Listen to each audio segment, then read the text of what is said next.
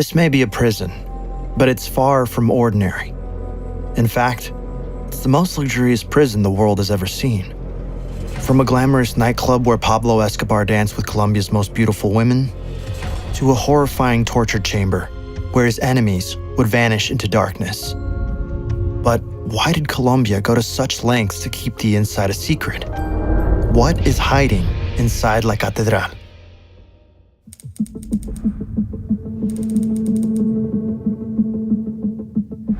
"10 a.m. Escobar lies in his bed, thinking about the day ahead. This is Escobar's cell, but it's far from what you might imagine. It's fitted with a king-size bed, topped with the finest Egyptian linen sheets. Surrounded by million-dollar paintings, fine oak wood furniture, and a wall-length bookshelf. Behind the bed, a handcrafted blue ceramic tile art piece of the Virgin Mary adorns the wall. His room doubles as one of his offices. Next to his bed is his workstation. Even behind bars, the cartel boss is running one of the largest drug empires the world has ever seen.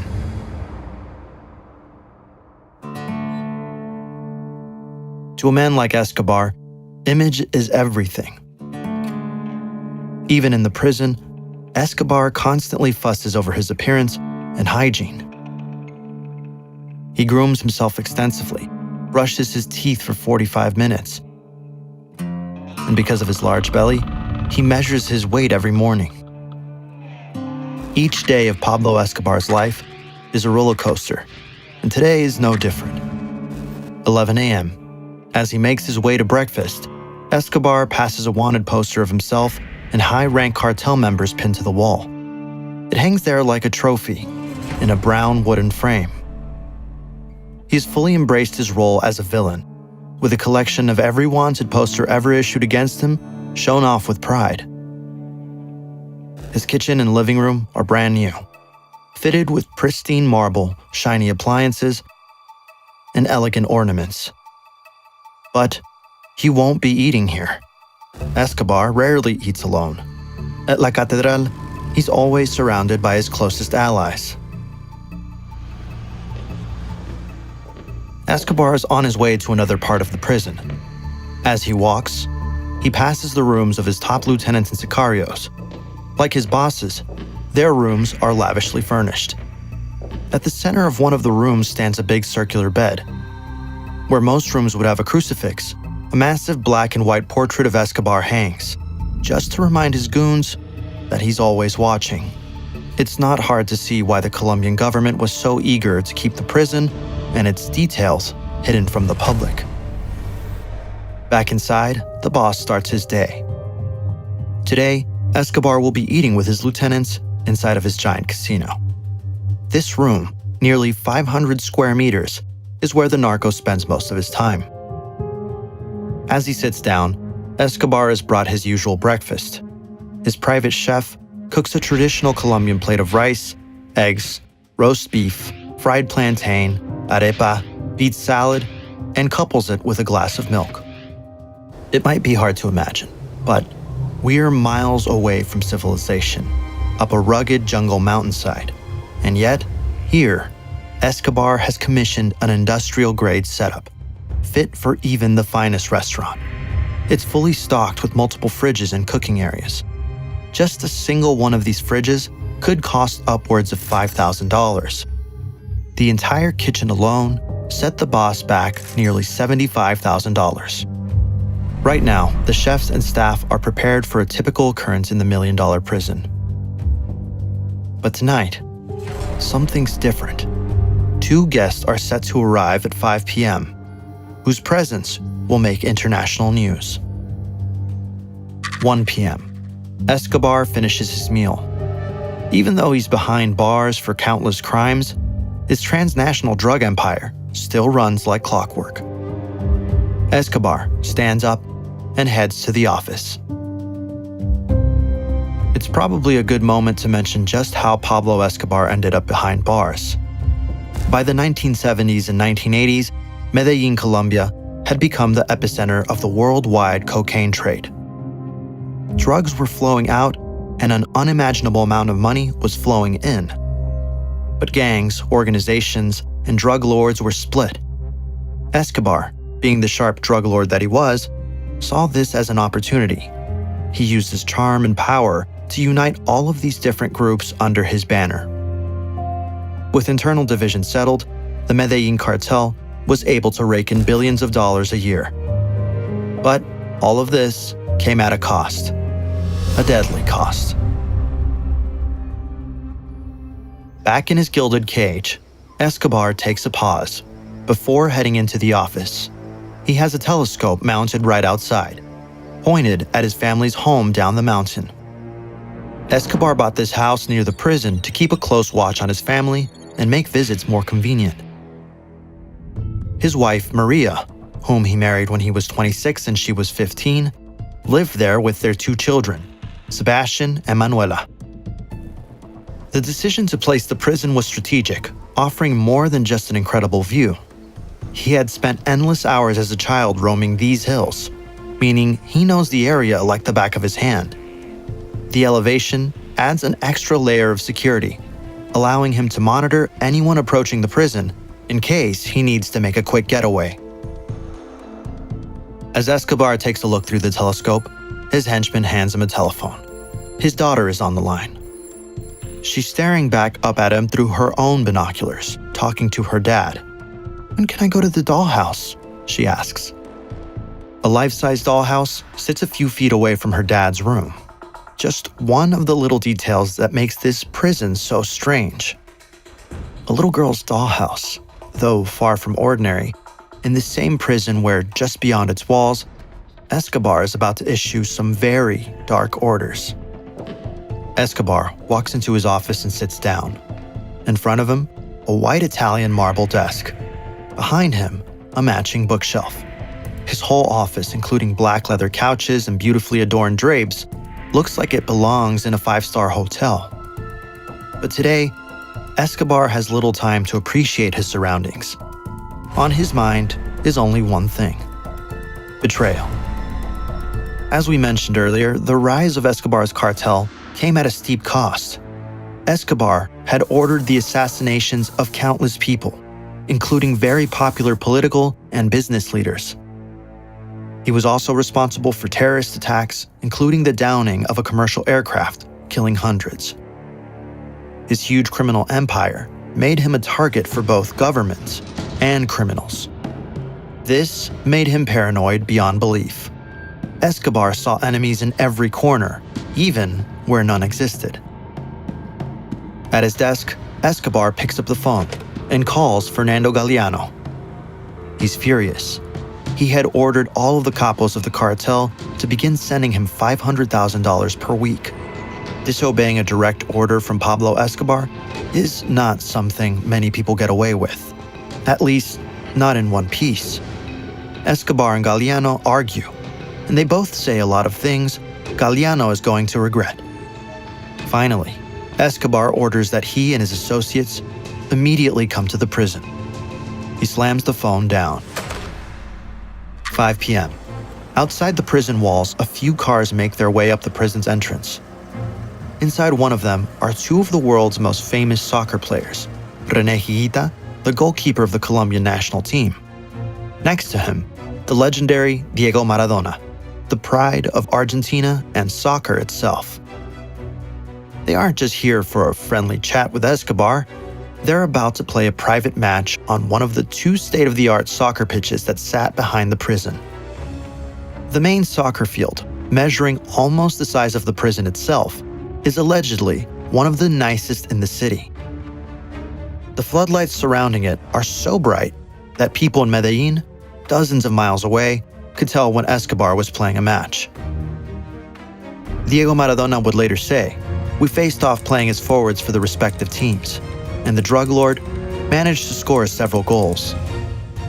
After the match, Escobar and his guests head to the heart of the compound, the Grand Casino Hall, where much of the Kingpin's leisure time is spent. Spanning 450 square meters, this massive room is more than just a gaming center. The casino hall is fully equipped to cater to every whim. 2 pool tables sit in one corner, along with a ping pong table and multiple casino-style gaming stations. At the center of it all is a small altar, dedicated to his beloved Archangel Saint Michael.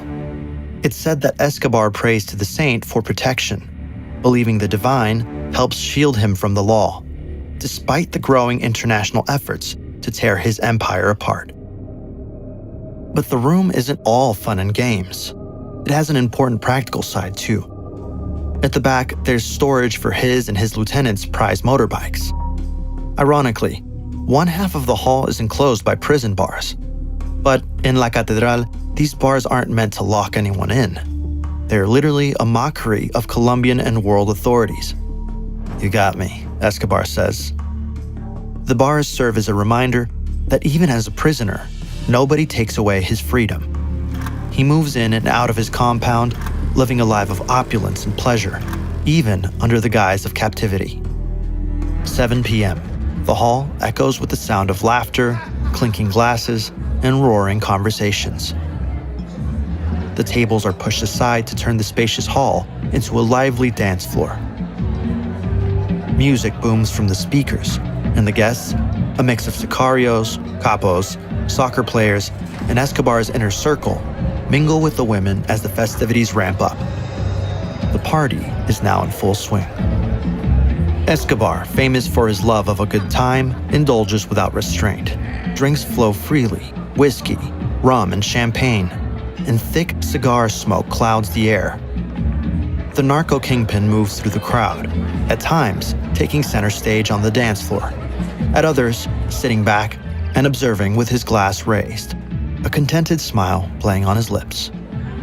But even amidst the luxury and excess, no one can ignore the tension in the air. Escobar is a man who lives on the edge, and everyone knew that his mood could shift in an instant. As the hours ticked by, the vibe of the evening slowly began to change. 10 p.m. Another set of cars appear at the compound's gates, their approach much quieter. As they pull in, one of Escobar's sicarios lets him know. The carefree mood of the evening drains from his face, replaced by something much darker. The music continues. The laughter still echoes through the hall, but Escobar's mind fills with unspeakable thoughts. The mask Pablo Escobar has worn for the past few hours is about to slip. He leaves the casino hall, accompanied by a small group of his most trusted men. The music and laughter fade behind them as they make their way toward a secluded part of the compound, the infamous torture chamber. Inside is Fernando Galeano. Earlier in the day, Escobar had summoned him, and now is the moment of reckoning. Galeano stood nervously. The room itself is a stark contrast to the luxury of the rest of the compound. Cold, bare walls surround them, and the dim lighting is like something out of a movie. This chamber is the last stop for anyone who crosses the drug kingpin. Escobar enters, his demeanor cold as ice. He wastes no time. With a steel gaze, he confronts Galeano about his refusal to pay the $500,000 weekly tribute. Galeano tries to plead his case. Little does he know, his fate was sealed the second he walked through the front door. Escobar's men overpower him. Nobody knows for sure what happens next, though horrifying rumors circulate. Only the outcome is certain. Galeano will not leave La Catedral alive. Escobar exits the room, and his guards carry out the execution. When it's done, the body is quickly disposed of. This isn't the first time Escobar has had to deal with betrayal in such a way. You don't make it to the top of a global drug empire by playing nice. He's made countless enemies along the way. El país debe conocer la realidad de ciertos poderosos capitales, los delitos que sus titulares cometieron para lograr formar sus fantásticas fortunas. And his paranoia has only grown over time. Galeano's fate is just one chapter in a long history of bloodshed and retribution. Escobar's paranoia isn't unfounded. He knows the enemies he's made outside are waiting. The political leaders he had assassinated, the rival cartels, the police forces across multiple countries. Every day he remains free, the target on his back grows larger. It was this very fear that drove him to turn himself in. This morning are calling the surrender of trafficker Pablo Escobar a major victory in the war on drugs. Locking himself away in La Catedral was in reality his safest option. Here, surrounded by his own men and fortress-like walls, he could continue his operations without constantly watching his back. As Escobar returns to the casino hall, the party hasn't missed a beat. The music is still blaring, the guests are dancing, and the atmosphere is as lively as ever. Escobar slips seamlessly back into the revelry, as if his hands aren't caked in blood. To the unknowing eye, it's just another night of excess. Yet, those closest to him know the truth. Betrayal is never tolerated, and the cost of defiance is always fatal. Nobody is safe in this line of work, and Escobar's time is coming too. 2 a.m. Escobar heads back to his room, unaware of the problems he set in motion. His enemies have united against him, leaving escape his only option. The government, furious over another murder, demands his transfer to a high-security prison. His own allies, now turned enemies, fear for their lives too.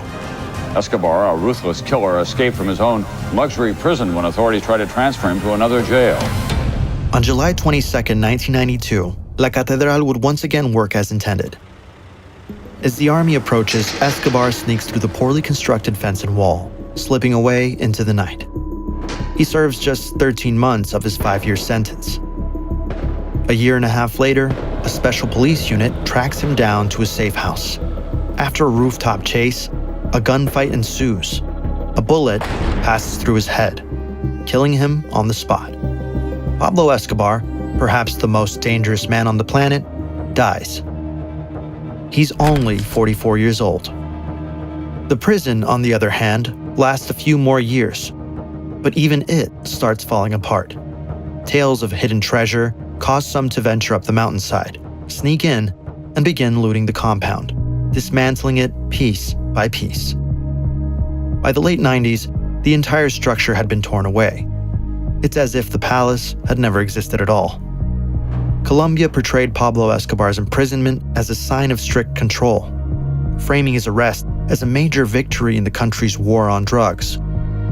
To maintain this image, the media was tightly controlled, revealing little about the luxurious reality inside his prison to avoid scrutiny. The site where La Catedral once stood is now a monastery and nursing home for impoverished senior citizens. While it had once been where the drug lord had built a castle of sin and torture, it's now a place of respite and healing. Still, there's no washing away its dark history, and its inhabitants no doubt still remember the turbulent years of Pablo Escobar.